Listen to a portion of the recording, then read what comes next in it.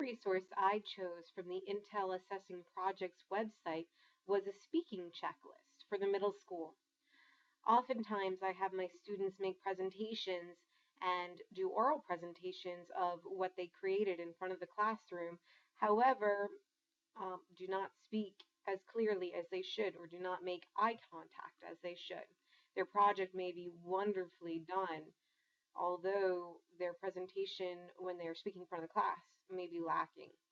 So this is a really great checklist for students to use to look at ahead of time to make sure that they know what they're doing when they're standing in front of the classroom. Because we all know public speaking is not always easy. So I really enjoy how there's some items listed here. I studied and learned the topic I am speaking on. I am at ease, not nervous.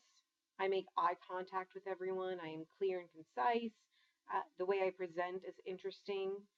They're not speaking in a monotone, boring voice or in a voice that people can't necessarily hear.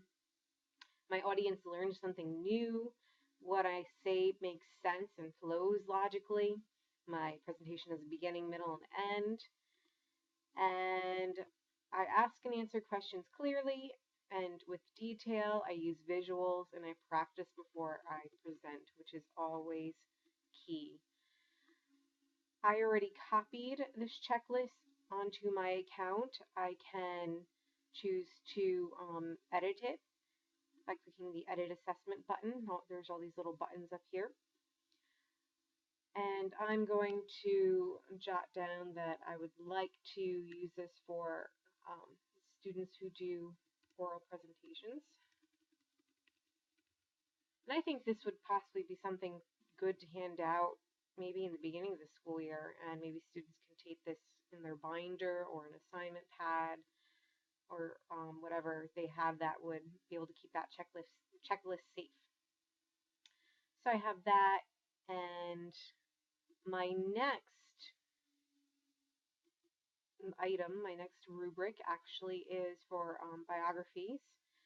I have students do biographies in both history and English, and being that I teach both, I incorporate them both for an English and history grade.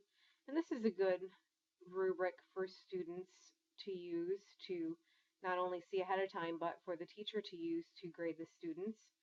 So we have theme. My biography has a theme that reflects what is unique, interesting, and important about the person I am writing about. Elaboration. My biography includes a wide variety of relevant, concrete details.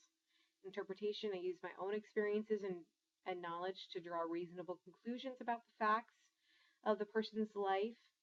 Research sources. I get information for my biography from a variety of credible primary and secondary sources, which is really important, knowing that students more than likely will go to wikipedia.com to get their sources. So this is something that we need to work on, and as a teacher, I need to show them where to get information from websites that are credible and give correct information.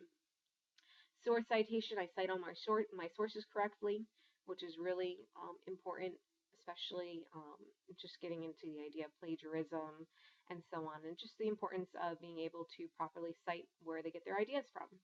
Organization, essay has title, good structure, conclusion, and so on. Transitions, so makes the essay or biographies flow a little bit better and not sound terribly boring. Good language, I use powerful, concrete language to communicate my biography's theme. Format and conventions has no errors in grammar and mechanics. So I think, again, not only should the teacher use this to grade, but also it's a good way for students to see how they're going to be graded, and maybe this will be a way for them to pinpoint maybe things they might have done wrong so they can go back and fix it before they turn it in, and so on.